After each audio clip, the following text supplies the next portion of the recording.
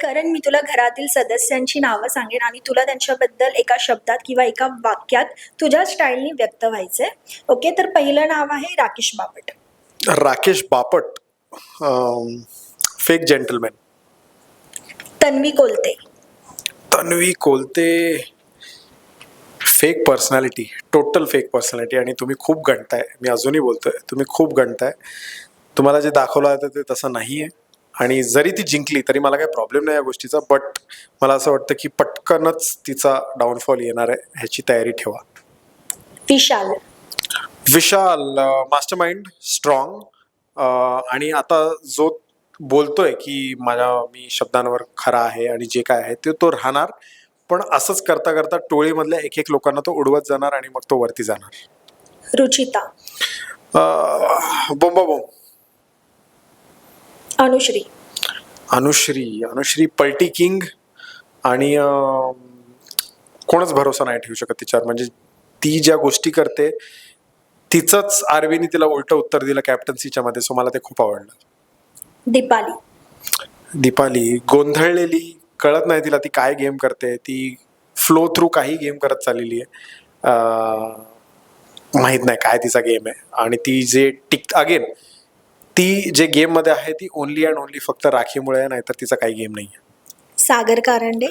सागर कारंडे मला 98% खरा वाटतो आणि 2% फेक वाटतो. पण त्यांच्यावर माझं एक नातं आहे म्हणून मी हे 2% देऊ शकतो. जर ते पण नसतं तर मी 50-50 मध्ये होतो.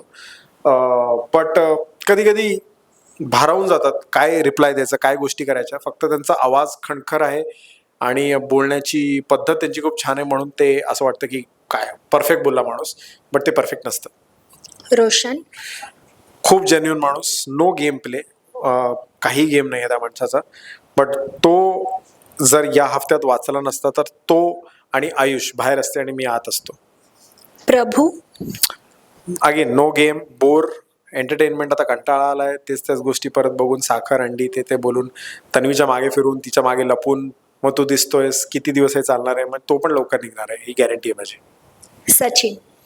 सचिनजी जिवलग मित्र, खरा माणूस, प्युअर गोल्ड हार्टेड, शिकायचा प्रयत्न करतोय. असं कधीच काय गोष्टी केल्या नाहीत त्यांनी आयुष्यात, बट आमच्यावर राहून तो शिकतोय. आता खूप काय काय शिकला असेल आता आत राहून, पण ते बघायला मला खूप इंटरेस्ट आहे आता बिग बॉसमध्ये, म्हणून त्यासाठी मी बिग बॉस बघणार आहे.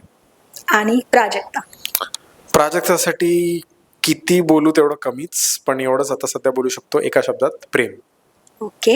आणि हे झाले तुझ्या घरातील मित्र, पण बाहेर जी मित्र तुला सपोर्ट करत होते, ऑरेंज ज्यूस, त्यांच्यापैकी जर पुढच्या सीझनमध्ये कोणी बिग बॉसच्या घरात जावं, तर अशी कोण पर्सनॅलिटी वाटतं की हा बिग बॉससाठी मस्त आहे?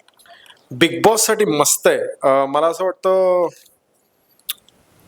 एकदम अनएक्सपेक्टेड नाव घेतोय मी आता, शुभम जाधव.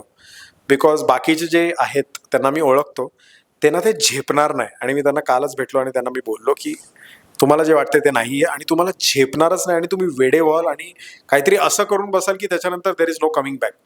शुभम जाधव मला एक कुठेतरी सेन जरा वाटतो, जो भांडेल पण, जो रडेल पण, पण असं त्याच्यावर काही वाईट नाही होणार जे बाकीच्यांबरोबर होईल, ते मला नाही पाहिजे. म्हणून शुभम जाधव मला असं वाटतं परफेक्ट कंटेस्टंट आहे for big boss. Okay, so thank you so much Karan. Thank you.